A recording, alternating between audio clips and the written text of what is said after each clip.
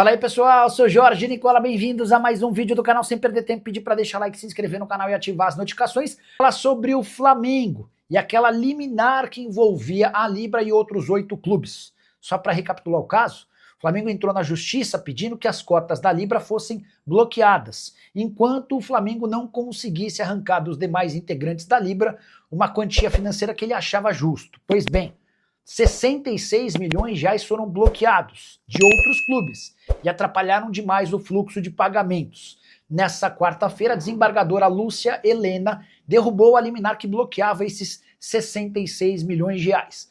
Vão ficar bloqueados apenas 17 milhões que fazem parte dessa briga envolvendo o Flamengo e a Libra. Nada mais justo, os outros clubes não têm nada a ver com a vontade do Flamengo em receber mais. É também por conta do comportamento rubro-negro extremamente egoísta que o Atlético Mineiro já anunciou sua saída da Libra para integrar a LFO, a Liga Forte União. Hora de falar sobre o Flamengo, que decidiu fretar voos, no plural, para ter seus convocados na partida contra o Fluminense, jogo marcado para o dia 19, logo depois da data FIFA tem Fla-Flu. E a ideia é que 5 dos 7 jogadores convocados estejam à disposição do técnico Felipe Luiz. Bora aos números, ou aos nomes.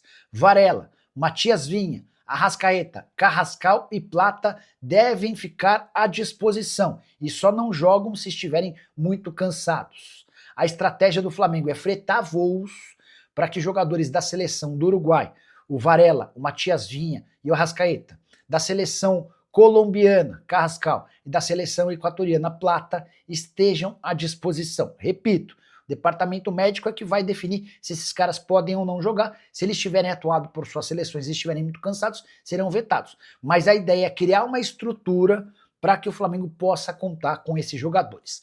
Os únicos que já se sabe que não serão aproveitados, Danilo e Alexandro. Atletas convocados para a seleção brasileira vão estar na Europa, deslocamento maior, e para completar, jogadores mais veteranos. Existe uma preocupação grande em não colocá-los no estresse de jogos que poderia desencadear em lesões. Só para completar em relação ao Fla, registrar que Pedro deve voltar a treinar com bola na próxima semana. Centroavante que havia sofrido uma fratura no antebraço, sua colocação, sua participação na final da Libertadores era tratada como dúvida. Se confirmada a volta dele aos treinos com bola na semana que vem, aí dá para cravar que o Pedro estará à disposição. Ele tem feito atividades físicas sem bola com com uma imobilização bem grande. A partir da próxima semana, essa imobilização será bem menor, apenas na parte do antebraço. O cotovelo vai estar livre para que ele possa fazer uma movimentação maior. Nicola, a Leila é fanfarrona, ela quer ser maior que o Flamengo, não adianta. A bruxa da vassourinha tem que se contentar, assuma que dói menos, tia Leila. Bora explicar outra polêmica da quarta-feira. O Brasil joga 2 amistosos contra as seleções africanas em Londres. Vamos só pegar as datas, horários e jogos, né? Quer ver, ó? Senegal é um dos adversários, Senegal. E o outro, Tunísia, tá? Senegal dia 15, Tunísia dia 18. Jogo contra Senegal na Inglaterra, o jogo contra a Tunísia na França. Acabando o jogo na França contra a Tunísia, vai haver um avião fretado por Leila Pereira para trazer o Vitor Roque. O Pedro Lourenço, dono da SAF do Cruzeiro, entrou em contato e pediu que ela trouxesse o Fabrício Bruno. Ela disse ok.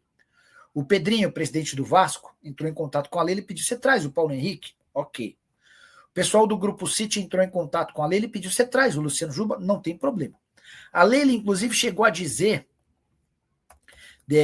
diante desse episódio e da carona para os jogadores, o seguinte: os presidentes desses clubes me perguntaram se eu poderia trazer os atletas com o Vitor Roque no meu avião. Respondi prontamente que sim.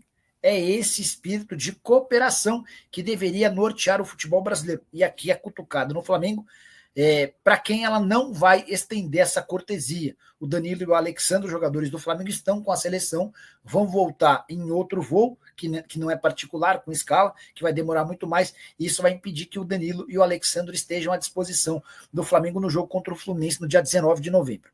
Aí a Leila completa.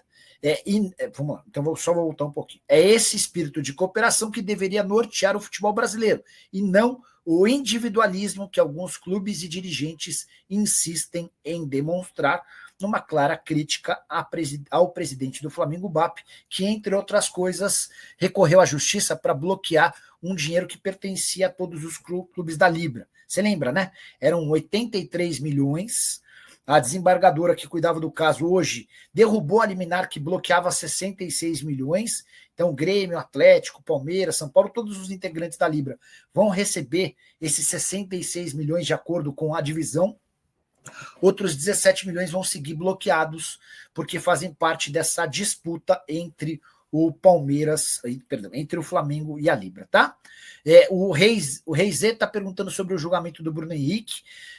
Amanhã a gente vai ter a retomada do julgamento. Um dos auditores já se mostrou a favor apenas da multa de 100 mil reais, tá? Para esse auditor, quer ver? Vou até dar o nome do cara, que vocês ficam até com esse nome, é importante. O relator do caso, Sérgio Furtado Filho, ele votou pela multa de 100 mil reais e absolvição no artigo 243. Ou seja, o Bruno Henrique, para o relator do caso, Sérgio Furtado Filho, Bruno Henrique não precisa cumprir nenhum jogo de suspensão. Cara, e aí a coisa fica bem maluca. Porque assim, jogadores que foram pegos participando de esquema de aposta esportiva. 360 dias de suspensão, 720 dias de suspensão, foram basicamente essas penas. Por que o Flamengo conseguiu que o Bruno Henrique tomasse 12 jogos de suspensão e não 1 ano ou 2 anos de gancho? Porque o Flamengo conseguiu mostrar no primeiro julgamento que o Bruno Henrique não lesou o Flamengo.